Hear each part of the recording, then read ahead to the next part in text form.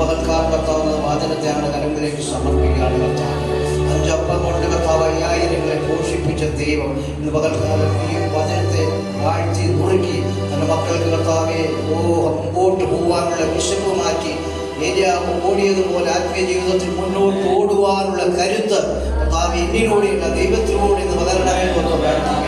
ദൈവം അത്ഭുതം ചെയ്യണം കർത്താവെ. ഹല്ലേലൂയ. മോശ മരുഭൂമിയിൽ ആടിനെ വെച്ച് നടന്നപ്പോൾ മോശയുടെ കൂടെ ഒത്തിരി ആട്ടിടയന്മാർ മറ്റുണ്ടായിരുന്നു.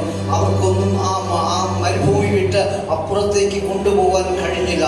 എന്നാൽ മോശയ്ക്ക് ആ ആടുകളെ മരുഭൂമിക്ക് അപ്പുറത്തേക്ക് കൊണ്ടുപോകാൻ കഴിഞ്ഞു. ആ ദൈവസാന്നിധ്യത്തിലേക്ക് മോശ തൻ്റെ ആടുകളെ കൊണ്ടുപോയി. ആ ദൈവസാന്നിധ്യം ആടുകളും കണ്ടു കാണും എന്നതുപോലെ ഇന്ന് പകൽക്കാലം കർത്താവെ ഈ മരുഭൂമിയിൽ നിന്ന് കർത്താവെ ആ ദൈവസാന്നിധ്യത്തിലേക്ക് ഞങ്ങളെ കൊണ്ടുപോകണം കർത്താവെ. ഇന്ന് പകൽക്കാലം ദൈവത്തിൻ്റെ സാന്നിധ്യം അത് മഴയായി പെയ്തിറങ്ങട്ടെ.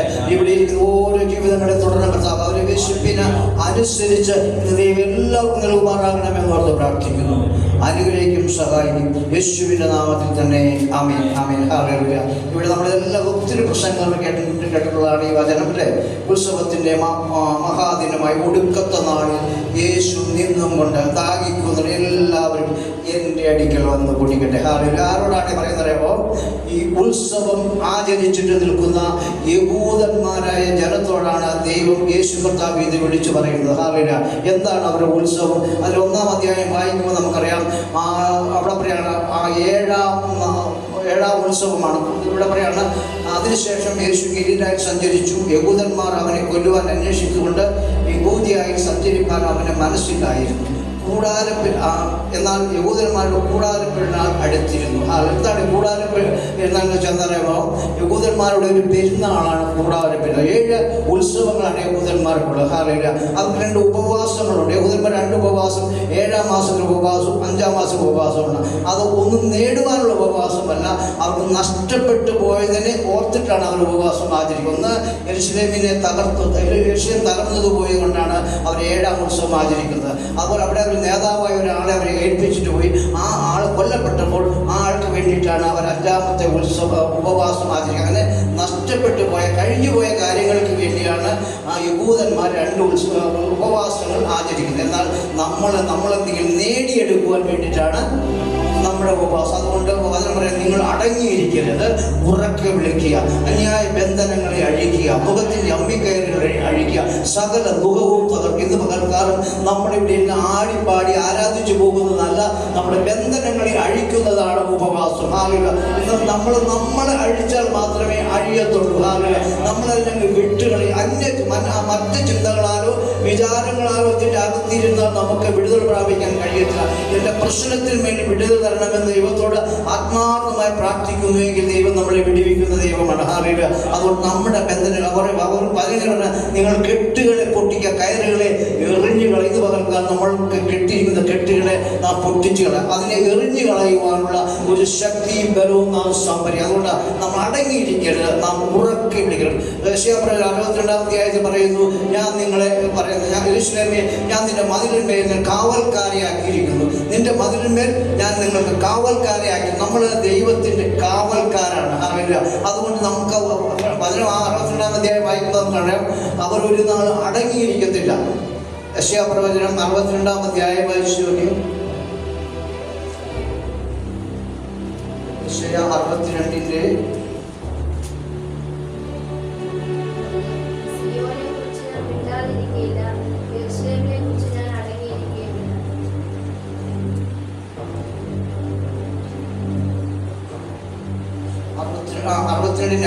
യെരൂശലേമേ, ഞാൻ നിന്റെ മതിലിന്മേൽ കാവൽക്കാരെ ആക്കിയിരിക്കുന്നു. അവർ രാവോ പകലോ ഒരിക്കലും മിണ്ടാതിരിക്കുകയില്ല. യഹോവയെ ഓർപ്പിക്കുന്നവരെ നിങ്ങൾ സ്വസ്ഥമായിരിക്കരുത്. നമ്മൾ സ്വസ്ഥമായി, നമ്മൾ കാവൽക്കാരാണ്. നമ്മൾ ആരുടെ കാവൽക്കാരാണ്?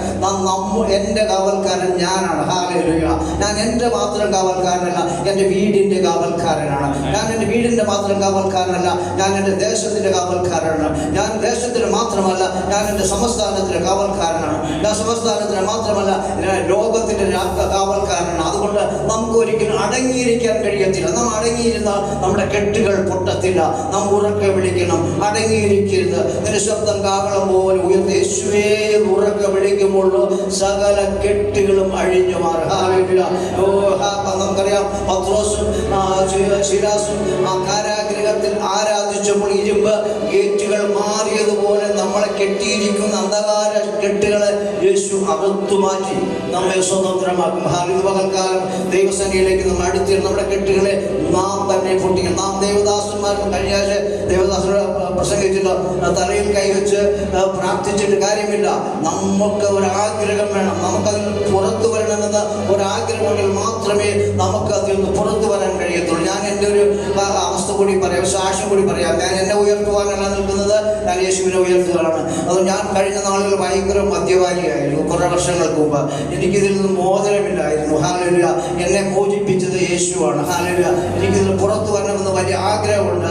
വീട്ടിൽ സന്ധ്യപ്രാർത്ഥന എല്ലാം നടക്കുമ്പോൾ ഞാൻ മുറ്റത്ത് വന്നിരുന്ന് അറിയാതിരുന്ന് സിഗരറ്റും മറ്റും അവിടെ ഇരിക്കും. അത് ആരാധന പ്രാർത്ഥന കഴിയുമ്പോഴാണ് ഞാൻ അകത്ത് കയറാറുള്ളത്. പക്ഷേ എനിക്ക് അകത്തൊരാഗ്രഹമുണ്ട്, എനിക്ക് എങ്ങനെയെങ്കിലും ഈ പ്രാർത്ഥനയിൽ പങ്കെടുക്കുന്ന ആഗ്രഹം. പക്ഷേ പിശാച് സമ്മതിക്കത്തില്ല. പക്ഷേ ഈ വചനത്തിലൂടെ ദൈവം എന്നെ വെടിവെച്ചു. ഈ വചനമാണ് എന്നെ മദ്യപാനത്തിൽ വെടിവെച്ചു. ഞാൻ മദ്യപാനം തന്നെയല്ല, ഞാൻ മദ്യ കച്ചവടക്കാരനായിരുന്നു. ഞാൻ ചാരായം മാറ്റുന്ന ആളായിരുന്നു. എൻ്റെ വല്ല സാക്ഷ്യം വലുതാണ്. പക്ഷെ അതിൽ നിന്നുള്ള വിടുതൽ പ്രാപിച്ചെങ്കിലാണ് ഈ വചനം ഞാൻ സ്വീകരിച്ചപ്പോഴാണ്, ഈ വചനം അനുസരിച്ച് ജീവിച്ചപ്പോഴാണ്. ഞാൻ ഇതിക്ക് മുമ്പുണ്ടായിരുന്ന ഒരു ബൈബിളുണ്ട് എനിക്ക്. ആ ബൈബിളിൻ്റെ മിക്ക താളുകളും കത്തിയിട്ടുണ്ട്. അതെങ്ങനെയാണിപ്പോൾ സിഗരറ്റ് വെച്ചുകൊണ്ടിരുന്ന വചനം വായിക്കും. കത്തിയൊക്കെ ഇതിലിട്ട് അങ്ങനെ വീട്ടിൽ വീട്ടിലൂടെ കാണിച്ചു. അപ്പോൾ അതിന് കത്തിയ ബൈബിളൊക്കെ അവിടെയുണ്ട്. അപ്പോൾ കുറേ കഴിവുണ്ടല്ലോ. എനിക്കിതിനെ പറ്റിയെല്ലാം ഒരു ബോധ്യം വരുത്തി, ദൈവബോധ്യം വരുത്തി. ഇതൊന്നും നിന്നെ നന്നാക്കാൻ പോകത്തില്ല. നിന്നെ ഈ ലോകത്തിലെ പുഴുവും തുരുമ്പും നിനക്ക് എഴുതിക്കളയും, നിനക്ക് നിക്ഷേപം ഉണ്ടാകത്തില്ലെന്ന് ദൈവം എന്നോട് പറഞ്ഞതുകൊണ്ട് ഞാൻ അതിനെല്ലാം ഓരോരോ ശീലങ്ങളെ ഞാൻ മാറ്റി. അതിൽ നിന്നാണ് ഞാൻ പറഞ്ഞത്. പക്ഷേ ഞാനത് തുടർന്നു പോയിരുന്നുവെങ്കിൽ ഞാനിന്ന് ലോകത്ത് കാണപ്പെടുകയില്ല. ദൈവം എന്നെ അവിടെ മാറ്റിയതാണ്. അതുകൊണ്ട് നമ്മൾ വായിച്ച വചനങ്ങളാണ്. ഉത്സവത്തിൻ്റെ ഒടുക്കത്തെ ദിവസമായ യേശു നിന്നും കൊണ്ട് പറയുകയാണ്, ദാഹിക്കുന്നവരെല്ലാം എൻ്റെ അടുക്കൽ വരട്ടെ. ആരോട്? യഹൂദന്മാർ. എങ്ങനെയാണ് ഉത്സവം ആചരിച്ച്? അവർ 7 ദിവസം ഉത്സവം ആചരിച്ച് അവർ കൂടാര പെരുന്നാൾ എന്ന് പറഞ്ഞാൽ വനങ്ങളിൽ നിന്ന് ഇലകളും കമ്പുകളും വെട്ടിക്കൊണ്ടുവന്ന് കൂടാരങ്ങൾ ഉണ്ടാക്കും. ആ കൂടാരങ്ങൾ ഉണ്ടാക്കിയിട്ട് ആ കൂടാരത്തിനകത്ത് 7 ദിവസം പാർക്കണം. ഈ യഹൂദന്മാരെങ്ങനെയാണോ? അവർ ഉന്നതന്മാരാണ്. അവർക്കൊക്കെ ഒരേ രാജ്യമാണ് ദൈവം കൊടുത്തിരിക്കുന്നത്. ആ രാജ്യം ഉന്നതരായ വലിയ പ്രമാണിമാർ, രാജാക്കന്മാരെ പോലുള്ള യഹൂദന്മാരാണ് ഇവിടെ വന്ന് കൂടാരത്തിൽ വസിക്കുന്നത്. അവർക്കെല്ലാം വലിയ ഒരേ രാജ്യങ്ങളാണ് അവർ കൊടുത്തിരിക്കുന്നത്. അത് കൊടുത്തിട്ട് അതിൽ നിന്ന് ഇറങ്ങി താഴെ വരികയാണ് അവർ. അതിൽ നിന്ന് ഇറങ്ങി താഴെ വന്നിട്ട് ഇവിടെ ഭയങ്കര ആഘോഷത്തിന് അവരെ ബലികളെ ആടുമാടുകളെ അറുത്ത് ദൈവത്തിന് യാഗങ്ങളെ അർപ്പിക്കുകയാണ്. അവിടെ പെരുന്നാൾ നടത്തുകയാണ്. വലിയ പൈസ മുടക്കി അവർ ആരാധന നടത്തി. 7 ദിവസം വലിയ കോടിക്കണക്കിന് രൂപ മുടക്കിയാണ് അവിടെ ആരാധന നടത്തിക്കൊണ്ടിരുന്നത്. അതെല്ലാം കഴിഞ്ഞിട്ട് നിൽക്കുന്ന ജനത്തോടാണ് പറയുന്നത്, ഇതെല്ലാം നിങ്ങൾ ചെയ്തിട്ടും നിങ്ങൾക്ക് വിടുതലില്ല, നിങ്ങൾക്ക് ഇപ്പോഴും ദാഹം മാറിയിട്ടില്ല. അതുകൊണ്ടാണ് യേശുവിനോട് ദാഹിക്കുന്നവരായവരെ എല്ലാം എൻ്റെ അടുക്കൽ വരും. ആരോടാ? ഈ യാഗങ്ങൾ കഴിച്ച്, ഈ പ്രാർത്ഥനകൾ കഴിച്ച്, ഈ ഹോമയാഗങ്ങൾ കഴിച്ച്, ഈ സമാധാന യാഗങ്ങൾ കഴിച്ച്, എല്ലാ യാഗങ്ങളും കഴിച്ചിട്ട് ഒരു സ്വസ്ഥതയുമില്ലാത്ത ജനത്തോടാണ് യേശു ഉത്സവ ദിവസത്തിൻ്റെ ആ മഹാദിനമായി ഒടുക്കത്തെ നാളിൽ ഇത്രയും ഉത്സവം കഴിച്ച് ഇത്രയും ദിവസം കൂടാരങ്ങളിൽ പാർത്തിട്ടും ഒരു സമാധാനവും ഈ ജനത്തിന് പ്രാപിക്കാൻ കഴിയില്ല. അവരോടാണ് യേശു പറയുന്നത്. എങ്ങനെയാണ് വായിച്ചേ?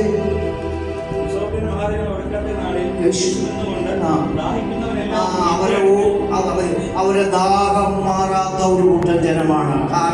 അവർക്ക് വിശപ്പ് മാറിയിട്ടില്ല. അവരുടെ പ്രശ്നങ്ങൾക്ക് പരിഹാരമായിട്ടില്ല. അവരുടെ പ്രശ്നത്തിന്റെ നടുവിലാണ്. യേശു പറയാണ്, ഈ ദാഹിക്കുന്നവരെല്ലാം എൻ്റെ അടുക്കൽ വന്ന് കുടിക്കട്ടെ. ഹാലേലൂയ. ഇന്ന് പകൽക്കാലം നമ്മൾ യേശുവിൻ്റെ അടുത്തേക്ക് വരുന്നുവെങ്കിൽ യേശു നമ്മുടെ ദാഹങ്ങളെ മാറ്റും. ഹാലേലൂയ. നമ്മുടെ പ്രശ്നങ്ങളെ മാറ്റും. നമ്മളെ കെട്ടിയിരിക്കുന്ന കെട്ടുകളെ ഇന്ന് പകൽക്കാലം ദൈവം അറുത്തു മാറ്റും. നാം ദൈവത്തിലേക്ക് വരണം. ഹാലേലൂയ. നാം ദൈവത്തിലേക്ക് വരുമെങ്കിലോ ദൈവം നമ്മുടെ എല്ലാ പ്രശ്നങ്ങൾക്കും അവൻ കാവൽക്കാരനാണ്. ഇന്ന് പകൽക്കാലം നമ്മളെ വിടിവിക്കുന്ന ദൈവമാണ്. ഞാൻ ആടുകളുടെ ഇടയനാകുന്നു. ഹാലേലൂയ. അതുകൊണ്ട് പകൽക്കാലം യേശു നമ്മുടെ ഇടയനാണ്. നാം എവിടെയും കെട്ടിയിരിക്കുന്നുവെങ്കിൽ, നമ്മെ എവിടെയും കെട്ടിവെച്ചിരിക്കുന്നുവെങ്കിൽ അത് അഴിക്കുവാൻ യേശു മതിയായവനാണ്. ഹല്ലേലൂയ. ദൈവകരങ്ങളിലേക്ക് നമ്മൾ തന്നെ ഒരിക്കൽ കൂടി താഴ്ത്തി നമുക്ക് പ്രാർത്ഥിക്കാം. ദൈവം പകൽക്കാലം സകല കെട്ടുകൾ അഴിഞ്ഞു മാറട്ടെ, അന്യായ ബന്ധനങ്ങളിൽ നിന്ന് അഴിഞ്ഞു മാറട്ടെ. ദൈവം നമ്മെ സ്വതന്ത്രമാക്കി. ഇത്ര നാൾ പ്രാർത്ഥിച്ചു, ഇത്ര നാൾ ഉപവസിച്ചു, ഇത്ര നാൾ ആരാധന നടത്തി, ഇത്ര നാൾ പള്ളി പെരുന്നാൾ ഓഹരി കൊടുത്തു, ഇതെല്ലാം കൊടുത്തിട്ട് നമുക്ക് വിടുതലില്ലാതെ ഇരിക്കുന്നുവെങ്കിൽ നമ്മുടെ ദാഹം മാറ്റുവാൻ യേശു മതിയായവനാണ്. യേശുവിലേക്ക് ചേർന്ന് നിന്നാട്ടെ, യേശുവിനോടൊന്ന് പറഞ്ഞാട്ടെ, എൻ്റെ പ്രശ്നങ്ങൾക്ക് ഞാൻ ഇതുവരെ ജനിച്ച നാൾ മുതലേ വിശ്വാസത്താൽ ജനിച്ചു. അന്ന് മുതൽ ഉപവാസമുണ്ട്, അന്ന് മുതൽ പ്രാർത്ഥനയുണ്ട്, എല്ലാ ഞായറാഴ്ചകൾ മുടങ്ങാതെ ആരോഗ്യം വരുന്നുണ്ട്. പക്ഷെ എനിക്കിന്നും ദാഹം മാറിയിട്ടില്ലെങ്കിൽ, നിന്നും ദാഹിക്കുന്ന ഒരു മനുഷ്യൻ ജീവിക്കുന്നുവെങ്കിൽ ദാഹം മാറ്റുവാൻ ആ ജീവജലത്തിൻ്റെ ഉറവയായ യേശുവിലേക്ക് ചെന്നാട്ടെ. ഇത് പകൽക്കാലം നമ്മുടെ എല്ലാ ബന്ധനങ്ങളെയും അറുത്തു മാറ്റി നമ്മെ സ്വതന്ത്രമാക്കുന്നവരാണ് യേശു. ഹല്ലേലൂയ. കണ്ണുകളെ അടച്ച് നമുക്ക് പ്രാർത്ഥിക്കാം. ദൈവം നമ്മളെ എല്ലാവരെയും സഹായിക്കട്ടെ. ഇത് പകൽക്കാലം നമ്മുടെ എല്ലാ കെട്ടുകളും അഴിഞ്ഞു മാറട്ടെ. ഹല്ലേലൂയ. ഹല്ലേലൂയ. കൈപ്പിൻ്റെ അപ്പവും ദീർഘത്തിൻ്റെ വെള്ളവും മാത്രം കുടിക്കാൻ തന്നാലും നിന്റെ ഉപദേഷ്ടാവ് മറഞ്ഞിരിക്കുകയില്ല. നിന്റെ ഉപദേഷ്ടാവ് നിന്റെ കണ്ണുകൊണ്ട് തന്നെ നീ കാണും. ഹല്ലേലൂയ. നിന്റെ ഉപദേഷ്ടാവ് മറഞ്ഞിരിക്കുന്ന ഒരു ദൈവമാണ്. ഹല്ലേലൂയ. ഈ പകൽക്കാലം വെളിപ്പെട്ട് നിൽക്കുന്ന ദൈവമാണ്. ഹല്ലേലൂയ. നിന്റെ കണ്ണുകൊണ്ട് കാണും. ഹല്ലേലൂയ. നിന്റെ ഉപദേഷ്ടാവിന് നിന്റെ കണ്ണുകൊണ്ട് തന്നെ കാണും. ഹല്ലേലൂയ പറയാണ്, ഞാൻ എൻ്റെ കണ്ണുകൊണ്ട് കാണും. ഹല്ലേലൂയ. അങ്ങനെയല്ല, സ്വന്തം കണ്ണുകൊണ്ട് ഞാൻ അവനെ കാണും. ഇത് പകൽക്കാലം ദൈവസേനയിലേക്ക് ഈ ഉപവാസ ദിവസത്തിൽ ഹൃദയങ്ങളെ ഒന്ന് പകർന്നാട്ടെ. ദൈവത്തിലേക്ക് അന്യായ ബന്ധനങ്ങളിൽ നിന്ന് അഴിഞ്ഞു മാറട്ടെ. ഹല്ലേലൂയ. മറ്റ് ചിന്തകളെല്ലാം വിട്ടിട്ട് മറ്റ് ചിന്തകളെല്ലാം ദൈവത്തിൻ്റെ ഏകാഗ്ര ഹൃദയത്തോടെ അന്ന ദൈവസേനയിലേക്ക് ഹൃദയത്തെ പകർന്നതുപോലെ ഇന്ന് പകരുവാൻ കഴിയുമെങ്കിൽ ഇന്ന് പകർക്കാൻ വലിയ വിടുതലുണ്ട്. ഞാൻ നിങ്ങളുടെ ഭാരം യഹോവയുടെ മേൽ വിട്ടുകൊള്ളുക, അവൻ നിന്നെ പുലർത്തും. നീതിമാൻ കുലുങ്ങി പോകുവാൻ അവൻ ഒരു നാളും സമ്മതിക്കത്തില്ല. ഇന്ന് പകൽക്കാലം ആതൃക്കരങ്ങളിലേക്ക് ഞങ്ങളെ തന്നെ സാധിച്ചു. കർത്താവേ, കർത്താവേ, ജനത്തെ അനുഗ്രഹിച്ച് പ്രാർത്ഥിക്കുകയാണ്. ഇത് എല്ലാ ദാഹവും മാറട്ടെ. ഈ ഉത്സവ ദിവസത്തിന്റെ ഈ മഹാ ഉത്സവ ദിവസം അവസാന ദിവസത്തെ കർത്താവേ, ഹല്ലേലൂയ, യേശു നിന്നുകൊണ്ട് പറയുകയാണ്, ദാഹിക്കുന്നവരെല്ലാം എൻ്റെ അടുക്കൽ വന്ന് കുടിക്കട്ടെ. ഇന്ന് പകൽക്കാലം ദൈവത്തിൽ നിന്ന് കുടിക്കുന്നവന് ഒരു നാളും ദാഹിക്കത്തില്ല. ഹല്ലേലൂയ. ഇന്ന് പകൽക്കാലം ദൈവത്തിൽ നിന്ന് കുടിക്കുന്നവന് ഒരു നാളും ദാഹിക്കത്തില്ല. ദാഹം മാറ്റി, വിശപ്പ് മാറ്റി, പ്രശ്നങ്ങളെ മാറ്റി, രോഗങ്ങളെ മാറ്റി, സ്വസ്ഥതയും സമാധാനം നൽകുന്ന യേശുവിൻ്റെ അടുക്കിലേക്ക് ഒന്ന് ചേർന്ന് നിന്നാട്ടെ. ഹല്ലേലൂയ. ഹല്ലേലൂയ. ഹല്ലേലൂയ. അവർ പറ്റി ചേർന്ന് നിൽക്കുന്ന ദൈവമാണ്. ഹല്ലേലൂയ.